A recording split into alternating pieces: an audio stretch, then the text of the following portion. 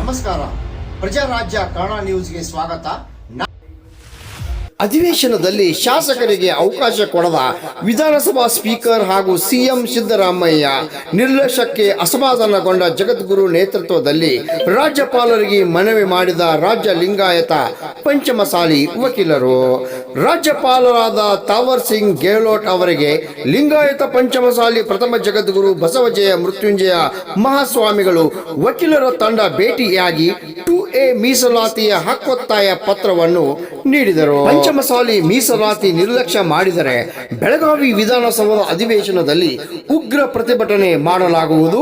ಬೆಂಗಳೂರಿನಲ್ಲಿ ಕೂಡಲ ಸಂಗಮ ಪಂಚಮಸಾಲಿ ಜಗದ್ಗುರು ಬಸವಜಯ ಮೃತ್ಯುಂಜಯ ಸ್ವಾಮೀಜಿ ಸಾನ್ನಿಧ್ಯದಲ್ಲಿ ಪ್ರಥಮ ಬಾರಿಗೆ ಲಿಂಗಾಯತ ಪಂಚಮಸಾಲಿ ವಕೀಲರ ರಾಜ್ಯಸಭೆಯಲ್ಲಿ ಈ ಕೆಳಗಿನ ನಿರ್ಣಯಗಳನ್ನು ಕೈಗೊಳ್ಳಲಾಯಿತು.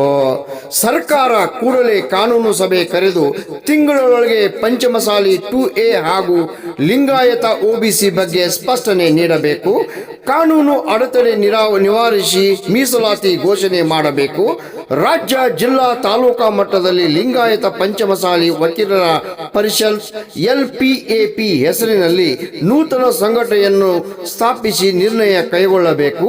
ಜನರ ಕಾನೂನು ತಜ್ಞರ ಉನ್ನತ 11 ಜನರ ಸಮಿತಿಯನ್ನು ರಚಿಸಿ ಅವರ ಮಾರ್ಗದರ್ಶನದಲ್ಲಿ ಪಡೆಯಲು ತೀರ್ಮಾನಿಸಲಾಯಿತು.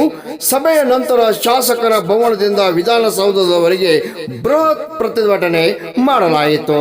ರಾಮಗೌಡ್ ಪಾಟೀಲ್, ಪ್ರಜಾರಾಜ್ಯ ಕನ್ನಡ ನ್ಯೂಸ್, ಬೆಂಗಳೂರು. ಒಬ್ಬ ಪಂಚಮಸಾಲಿ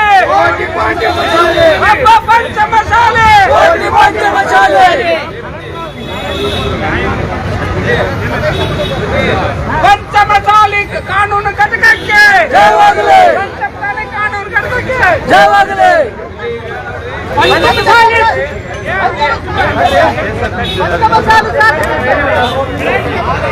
ಸಮುದಾಯದ ಮೀಸಲಾತಿಗಾಗಿ